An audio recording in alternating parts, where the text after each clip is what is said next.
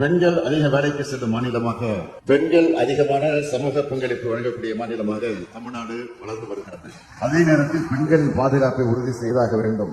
பெண்களின் பாதுகாப்பை உறுதி செய்வதிலும் பெண்களுக்கு எதிரான பாலியல் வன்கொடுமையில் ஈடுபடுவோர் மீது தயவு தாட்சணியமின்றி நடவடிக்கை எடுத்து சட்டப்படி அவர்களுக்கு கிடைக்க வேண்டிய தண்டனைகளை வாங்கி தருவதிலும் உறுதியோடு செயல்பட்டு வருகிறது நம்முடைய தமிழ்நாடு அரசு. 86 விழுக்காட்டிற்கு மேலான வழக்குகளில் 60 நாட்களுக்குள் குற்றப்பத்திரிகை தாக்கல் செய்யப்பட்டிருக்கிறது இந்த அரசுதான். சத்யா என்ற பெண் ரயிலில் தள்ளிவிடப்பட்டு கொலை செய்யப்பட்ட வழக்கில் தூக்கு தண்டனை பெற்றுக் கொடுத்திருப்பதும் இந்த அரசுதான். பெண்களுக்கு இழைக்கப்படும் பாலியல் வன்கொடுமை என்பது யாராலும் மன்னிக்க முடியாத குற்றம்.